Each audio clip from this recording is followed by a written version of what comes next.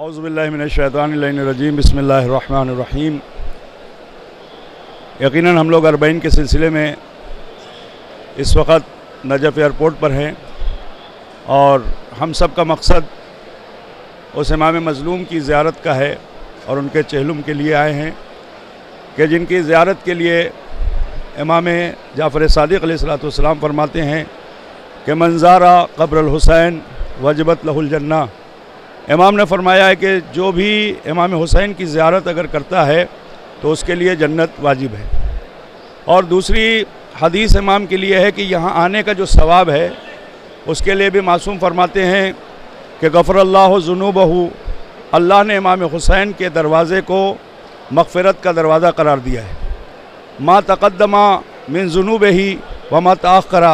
یعنی اگر کوئی قبر حسین پر آ جاتا ہے اور ذریعہ امام حسین سے اپنے کو مس کر دیتا ہے اور ذریعہ حسین کے قریب چلا جاتا ہے تو خدا اس کے تمام اگلے گناہ کو ما تقدم او تاخر اور اس کے پچھلے گناہوں کو اس طرح معاف کرتا ہے کہ جیسے وہ ماں کے شکم سے پیدا ہوتا ہے۔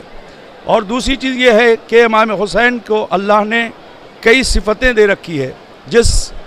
خاک پر امام حسین نے سجدہ کیا اسے خدا نے خاک شفا بنا دیا، اور جس جگہ امام حسین کو دفن کیا گیا وہ جگہ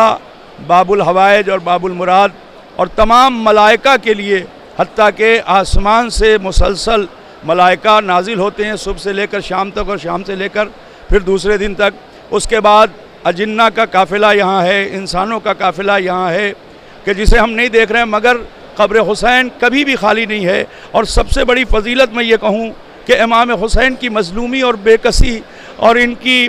جو مظلومیت کے ساتھ امام کو قتل کیا گیا ہے، آپ نے کبھی تاریخ میں یہ نہیں دیکھا ہوگا کہ امام حسین کسی بھی نبی کی قبر پر گئے ہوں، مگر یہ ضرور سنا گیا کہ آدم حسین کی قبر پر آتے ہیں زیارت کے لیے، نوح حسین کی قبر پر آتے ہیں زیارت کے لیے، ابراہیم علیہ السلام حسین کی قبر پر آتے ہیں، حتیٰ کہ ائمہ معصومین رسول خدا۔ کیوں؟ صرف اس لیے کہ کربلا کا وہ حسین کہ جسے رولا رولا کے مارا گیا ہے، جسے ٹکڑے ٹکڑے کر دیا گیا ہے، جس کا لاشا گھوڑوں کی ٹاپوں سے پامال کر دیا گیا ہے، کوئی نبی یہ گوارہ نہیں کرتا کہ حسین کو کوئی زحمت دے۔ ہر ایک یہ گوارہ کرتا ہے کہ حسین کے در پہ آئے اور حسین کی زیارت کرے، اس لیے کہ حسین وارث آدم بھی ہیں، وارث نوح بھی ہیں، وارث انبیاء بھی ہیں، وارث جناب رسول خدا بھی ہیں، وارث مولا کائنات اور وارث ائمہ بھی ہیں۔ یقیناً حسین کی قبر کی زیارت کا ثواب امام جعفر صادق کے اس قول سے میں آخری جملہ کہہ رہا ہوں، انشاءاللہ پھر آگے گفتگو ہوگی۔ امام نے فرمایا کہ اگر میرے جد کی زیارت کا ثواب